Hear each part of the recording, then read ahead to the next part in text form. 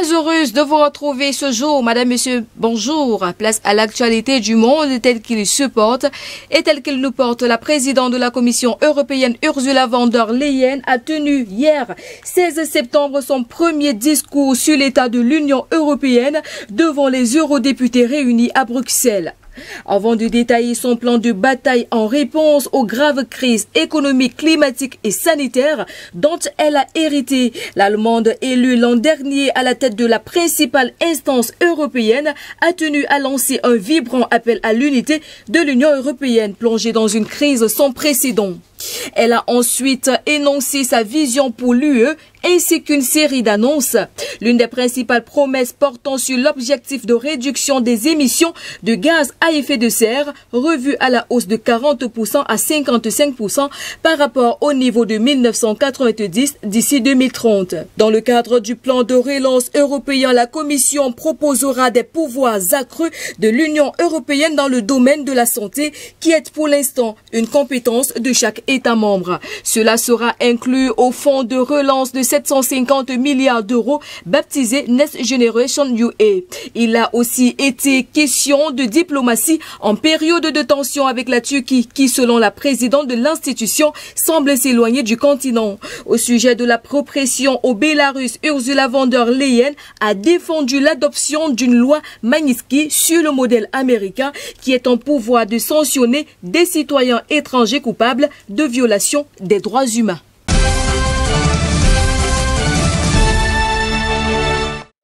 Aux États-Unis, Donald Trump crée-t-il des faux espoirs en matière de vaccins? Le président américain a assuré ce 16 septembre que les États-Unis seraient en capacité de distribuer à la population un vaccin dès le mois d'octobre.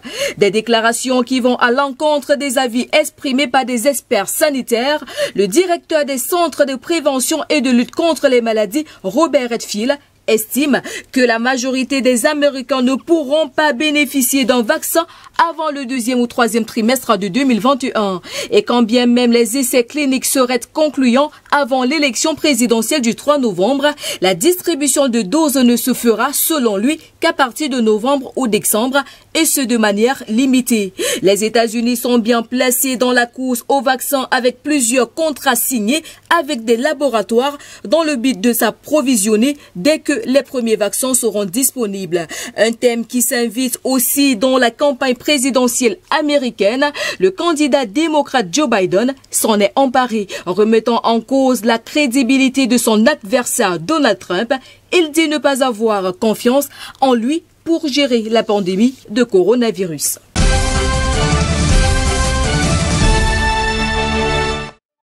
Au Japon, des longs applaudissements au Parlement de Tokyo. Ils étaient pour Yoshihide Suga, élu ce 16 septembre, nouveau Premier ministre du Japon, en remplacement de Shinzo Abe, qui s'est retiré pour des raisons de santé. Nouveau chef du parti libéral-démocrate au pouvoir au Japon, Yoshihide Suga a obtenu 68% des voix à la chambre basse du Parlement et 59 à la chambre haute. Il dispose d'une confortable majorité de son équipe gouvernementale, très semblable à celle qu'avait Shinzo Abe. Le nouveau chef du gouvernement a été le conseiller de son prédécesseur pendant de nombreuses années et connaît très bien le fonctionnement de l'État et les rouages politiques de son pays. Parmi les chantiers qui l'attendent, la crise du coronavirus, la récession économique et les Jeux olympiques de Tokyo reportés à l'été 2021. Shinzo Abe, à 65 ans, a été rattrapé par une maladie inflammatoire chronique de l'intestin. Il aura été Premier ministre pendant près de 9 années au total.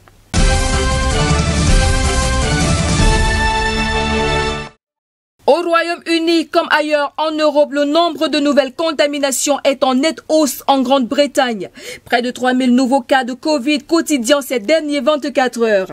Le gouvernement s'efforce d'élargir le nombre de tests de dépistage et dans le même temps, il a durci les restrictions, notamment pour les rassemblements.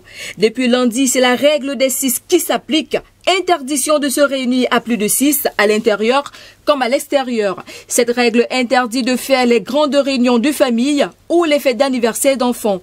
Cela vaut sur le territoire anglais mais pas au pays de Galles ni en Écosse. La population a parfois du mal à s'y retrouver dans les consignes vu que cela change d'une région à l'autre. Et puis il y a des exceptions à cette règle des 6. Certains semblent assez logiques. Les enfants dans les écoles par exemple ou les employés sur leur lieu de travail.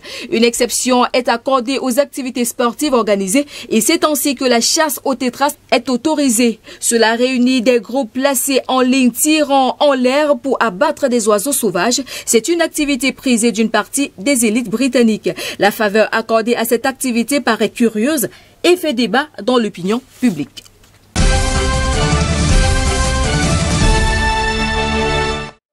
Pour clôturer cette édition, en Autriche, la rentrée des classes est faite en ordre dispersé.